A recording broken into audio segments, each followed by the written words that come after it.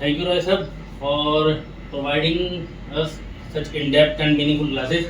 अच्छा, कुछ बच्चों का या स्टूडेंट्स का मेरे पास भी फ़ोन आया था कि वेयर हाउसिंग में थोड़ा पीरियड के बारे में थोड़ा कन्फ्यूज़न हो रही है, किसी को क्लियरेंस कंजम्पशन 1 ईयर। तो मैंने कहा छोटी सी एक वीडियो बना देता हूँ। आप इन डेप्थ तो नहीं है, वो तो आप रॉय सर से पूछ लेंगे सारी चीज़ें। एक छोटा सा कि दिमाग में कब भी है, हाँ थोड़ा देखने के लिए, basically for the new ones. ठीक है, तो सेक्शन 61 क्या कह रहा है? सेक्शन 61 कह रहा है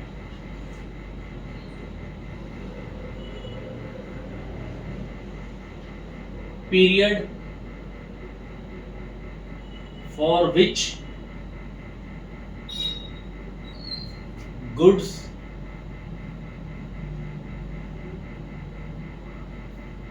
may remain warehoused, यानी गुड्स आपके वेयरहाउस में कब तक रहेंगे। ठीक है, तो बेसिकली तो वो ये कहने की कोशिश कि भाई आपके जो गुड्स हैं वो कब तक रहेंगे। अब इसमें बेसिकली हम अगर इसका 1 करते हैं सपोज, तो उसकी 2 विंडोज हम ओपन कर लेंगे।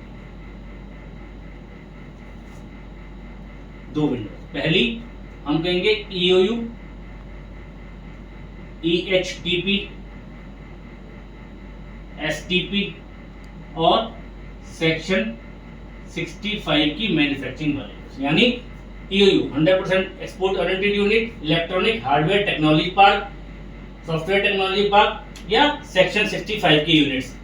ठीक है, अब इन यूनिट्स को we will further divide into 2 parts. तो हमने इनको यूनिट्स को 2 पार्ट्स में डिवाइड कर दिया कि इन्हीं यूनिट्स के कैपिटल गुड्स कब तक रहेंगे और इन्हीं यूनिट्स के नॉन कैपिटल गुड्स कब तक रहेंगे। Got it? मींस अगर EOU ESTP STP 65 के अगर कैपिटल गुड्स वेयर हाउस में आ रहे हैं तो वो रहेंगे टिल देयर क्लियरेंस, यानी जब तक वो चाहे उसे रख सकते हैं। अगर वो बाहर ले जाएंगे तो उसके अलग रूल्स हैं रिमूवल के, तब तक उन्हें रख सकते हैं।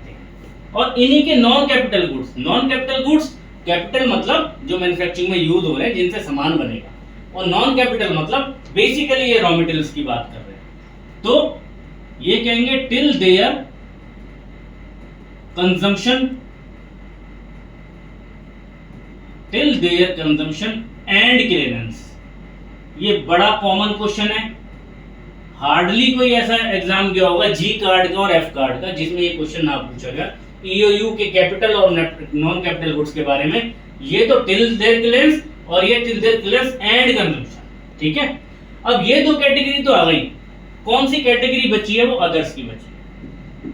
अब जो अदर्स हैं यानी बाकी जो सारे वेयर हाउस में जा रहे हैं उनके लिए क्या टाइम पीरियड है? उनके लिए टाइम पीरियड 1 ईयर है। कितना है? 1 ईयर टाइम पीरियड। अब ये 1 ईयर कब से है? सेक्शन प्रॉपर ऑफिसर जो ऑर्डर दे रहा है, प्रॉपर ऑफिसर ऑर्डर देता है आपको 61 में, 60 के 1 में, 61 में नहीं 60 के 1 में जो प्रॉपर ऑफिसर ऑर्डर दे रहा है कि आप माल को रख लीजिए, तो वहां से ये 1 ईयर का आपका कंसेप्ट चलेगा कि 1 साल तक रख सकते हैं। अब इसका प्रोविजन कह रहा है कि ये 1 ईयर एक्सटेंडेबल है, एक्सटेंडेबल है।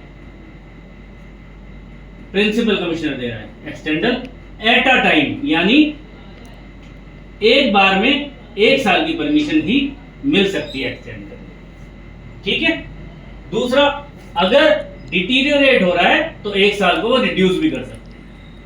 अगर डिटीरियोरेट हो रहा है तो 1 साल को वो रिड्यूस भी कर सकते हैं। यानी अब आपको मोटा मोटा क्या समझ में आया कि EOU ESTP STP 65 के कैपिटल गुड्स है till their clearance, non capital goods है till their consumption and clearance, और अदर्स हैं तो 1 ईयर। प्रॉपर ऑफिसर जब ऑर्डर दे रहा है 60 के 1 में, सबसेक्शन 1 और सेक्शन 60, तो वहां पे 1 ईयर एक्सटेंडेबल PCC करेगा एट अ टाइम, डिटेरियोरेट होगा तो 1 ईयर रिड्यूस हो जाएगा। अब इसका सबसेक्शन 2 क्या कह रहा है वो देख लेते हैं, क्योंकि वो उसमें से भी क्वेश्चन आते हैं। अब सबसेक्शन 2 कह रहा है इसका कि 1 ईयर की परमिशन तो दे दी, मगर जो इंटरेस्ट लगेगा वो 90 डेज के बाद चलेगा। इंटरेस्ट लगेगा 90 डेज के बाद चालू हो जाएगा। 90 डेज के बाद 1 2 3 जितने भी दिन हो जाएंगे उतना, ठीक है। अब इसका रेट क्या है? रेट है सेक्शन 40 के हिसाब से, 47 के हिसाब से, 47 में जो अपना ओसी का था ना, आउट ऑफ चार्ज का, वहां जो रेट ऑफ इंटरेस्ट है वही लगेगा। नॉर्मली जो 10 से 36% के बीच में है, आजकल 15% जो भी है आपका वो लग जाएगा, ठीक है। अब ये हो गया। अब इसके प्रोविजो आ रहे हैं 3।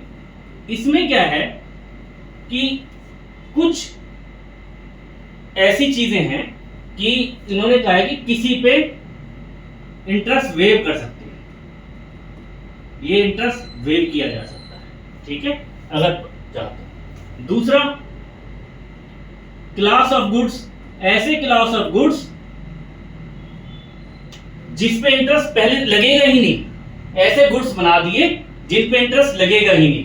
तो पहले में तो वेव करने की पावर दे रहे हैं, दूसरे में क्लास ऑफ गुड्स है, और तीसरे में जो है कि द इंटरेस्ट फर्स्ट डे, यानी फर्स्ट डे से इंटरेस्ट लगेगा, ठीक है। अब ये दे कौन रहा है सारी पावर्स? ये बोर्ड दे रहा है। कौन दे रहा है? बोर्ड। तो बेसिकली मैं रिवाइज कर दूं, section 61, period for which goods remain in warehouse, for EOU, ESTP, STP, section 65, if they are input their capital goods, if capital goods are deposited in warehouse, so they can kept till their clearance. With non-capital goods, till their consumption and clearance.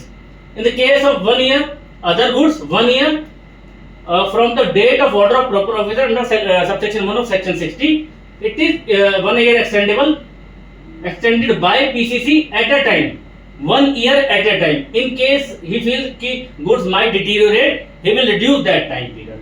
Now, coming to subsection 2, the interest shall start from after 90 days. Start जैसे ही 90 days complete होंगे, interest चालू हो जाएगा at the rate of section 47. अब उसके proviso कह रहे हैं कि इंटरेस्ट है तो सही, मगर it can be waived. First, दे में specify the class of goods कि जिसमें इंटरेस्ट लगेगा ही नहीं, और तीसरा, कुछ ऐसे गुड्स हैं जिसमें पहले दिन से ही इंटरेस्ट लग जाएगा। तो बेसिकली सेक्शन 61 का इतना छोटा सा पॉइंट है।